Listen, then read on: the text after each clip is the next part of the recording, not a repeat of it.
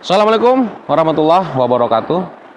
Sahabat KBT, Alhamdulillah sekarang kita sampai kepada konklusi atau kesimpulan dari perjalanan kita, dari tapak tilas kita ke generasi masa lalu, yaitu generasi di mana Rasulullah hadir di dunia ini pada saat itu. Jarak antara Nabi Isa ke Muhammad Rasulullah itu lebih kurang. Ini perkiraan saja ya, karena Muhammad lahir 571 Masehi. Berarti sekitar 500 tahunan jarak antara Nabi Isa ke Nabi Muhammad. Sudah kita jelaskan bahwa Nabi Isa sendiri dan umatnya itu adalah menganut faham keislaman. Mereka sendiri sudah menyatakan keislamannya. Berarti masyarakat Mekah saat itu sudah merasa, sudah mengaku kalau mereka itu adalah seorang Muslim. Lantas bagaimana kenyataannya? Ternyata Muslim hanya sebatas pengakuan saja. Karena secara realita kondisi saat itu adalah dalam kondisi jahiliyah. Dengan ciri-ciri yang sudah kita sebutkan. Ciri-cirinya adalah yang pertama itu menggunakan tata hukum buatan manusia. Yang kedua, feodalis, kapitalis, etnosentris. Yang ketiga, skeptis a priori. Yang keempat, berdandanan yang mengekspos biologis dan menebarkan pesona. Kondisi yang kedua adalah sudah merasa beragama. Yang ketiga, kondisinya zulumat. Dan yang terakhir sekali kita bahas kemarin, kondisi masyarakat Mekah saat itu tidak mengetahui Alkitab. Sebagian besar tidak mengetahui Alkitab. Sekarang kita relevansikan dengan kehidupan kita saat ini. Kita sudah 1400 sekian tahun ditinggal Rasulullah, di mana umat Islam itu menempati posisi mayoritas. Semua mengaku kita adalah seorang Muslim. Dalam doa iftitah bukan?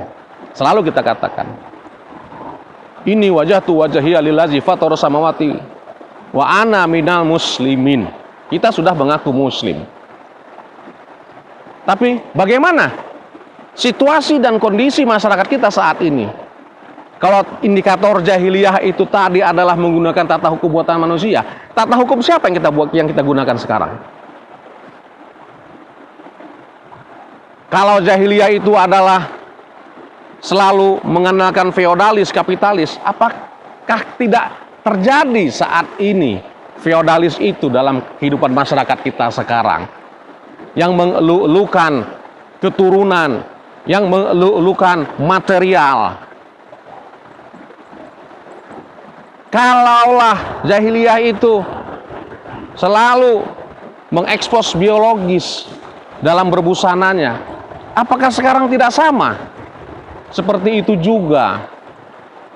Kalaulah jahiliyah itu selalu mengandalkan prasangka, tidak berdasarkan data, apa tidak seperti itu juga yang terjadi saat sekarang ini?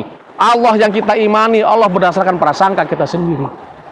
Rasul yang kita imani, Rasul berdasarkan prasangka kita sendiri. Malaikat yang kita imani, malaikat berdasarkan prasangka kita sendiri. Kitab yang kita yakini, kitab produk-produk buatan manusia yang berdasarkan hasil prasangkanya. Apa tidak seperti itu sekarang? Dan semuanya sudah merasa beragama. Siapapun akan marah kalau dibilang tidak beragama. Tapi ketika ayat yang berbicara, oh hati-hati. Hati-hati dengan ayat tersebut, tidak sembarangan dalam menerjemahkannya. Selalu ada narasi-narasi seperti itu. Sekarang apa kita juga tidak dalam kondisi zulumat, gelap dalam pola pikir, gelap dalam merasa, gelap dalam menghadapi aspek dan kehidupan. Ramai-ramai kita menyalahkan corona, ramai-ramai kita menyalahkan gelap, semuanya gelap sehingga kejahatan selalu meningkat. Apa tidak begitu? Apa tidak jahiliyah juga kita sekarang? Kalau dulu banyak orang yang tidak mengetahui Alkitab, kalau sekarang hampir semua umat Islam merasa asing dengan kitabnya sendiri. Saya pernah menjadi guru, saya pernah mengajar.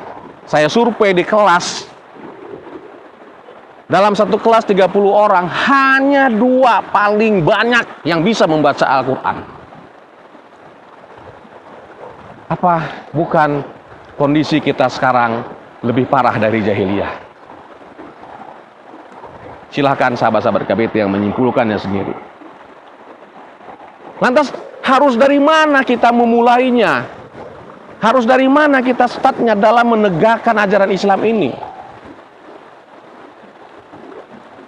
Disinilah butuh persamaan persepsi. Harus kita samakan langkah kita dengan langkah yang dilakukan oleh Rasulullah dahulu. Karena situasi dan kondisinya sudah tidak jauh berbeda dengan yang dulu, mungkin lebih parah. Disinilah butuh kebijakan-kebijakan yang cerdas dari para penyampai-penyampai ajaran Allah. Sesuai dengan step by step-nya. Oke, sahabat-sahabat, mudah-mudahan bisa bermanfaat buat kita semuanya. Saya sudahi. Assalamualaikum warahmatullahi wabarakatuh.